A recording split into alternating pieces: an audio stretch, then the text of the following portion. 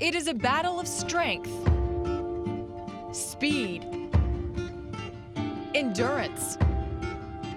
Boxing has been around for thousands of years. And whatever early work Leonard has done, he certainly hasn't scored, and he's been put over. Yet it is the champions we remember. Please welcome one of the young superstars of boxing today. Terrible Terry Norris. Boom.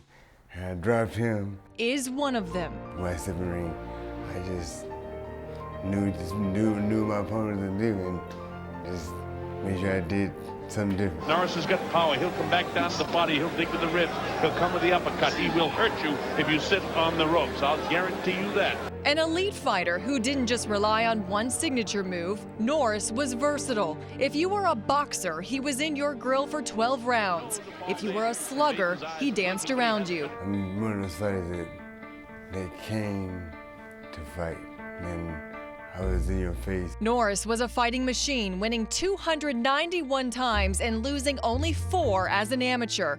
295 fights before he even turned pro. My dad was a fighter, so I wanted to be like him. With Dad serving as head trainer, Norris took the ring by storm. Norris's knockout of John the Beast Mugabe in 1990 was Ring Magazine's knockout of the year. Everybody thought that I was gonna get beat.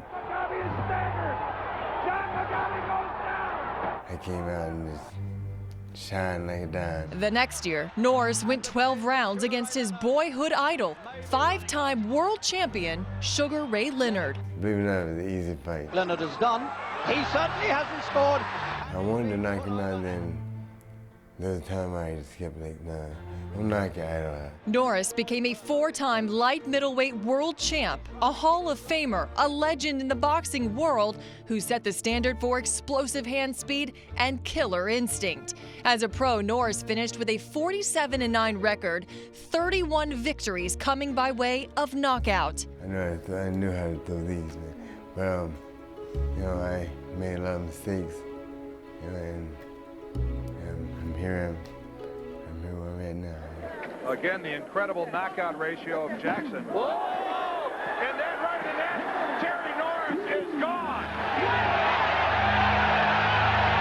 In that fight, I was like, that's when I started to really feel messed up. He came up and said hello, and I couldn't understand him. It was just totally incomprehensible.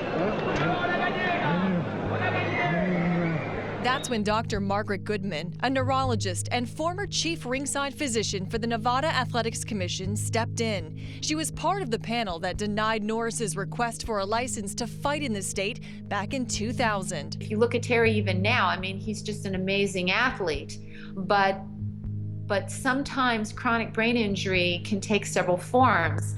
It may not be somebody losing their reflexes or somebody being slower in the ring. It may be what Terry exhibits as far as the speech deficits. I'm really sad because I had nowhere to go. I had nothing else.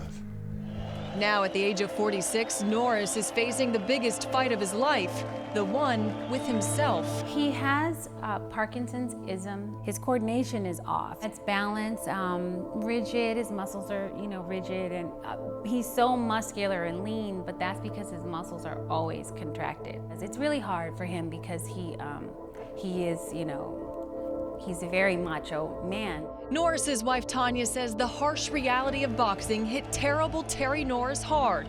All that punching and pounding, all those blows to the head. His speech went first. The brain damage, which has affected his day-to-day mobility, took many more years to detect. Life for the champ forever changed. We do couples yoga and the sauna and steam rooms. So he does all the work. But in the beginning, he was just kind of, it was going downhill. But the sport that put him in this position is the same one helping him out of it. In the garage of their Los Angeles home, Terry and Tanya offer world champion cardio boxing classes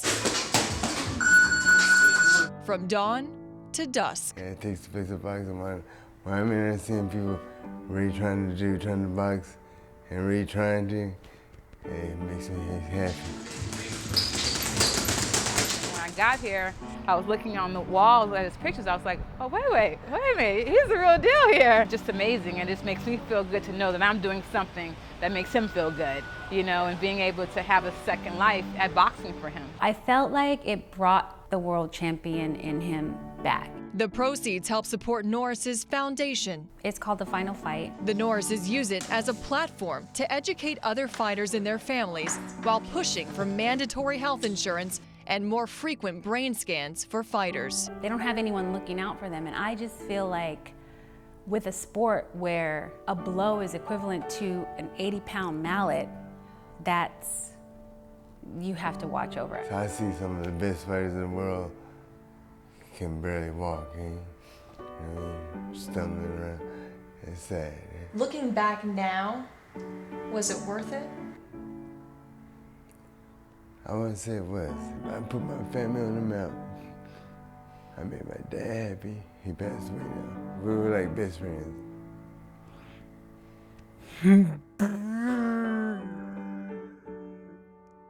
I made my dad happy. He had 2 sons. Both his sons became world champions. So I made him happy. I truly believe he's the reason why I won the world title championship, the championship 4 times. He's in danger of going down.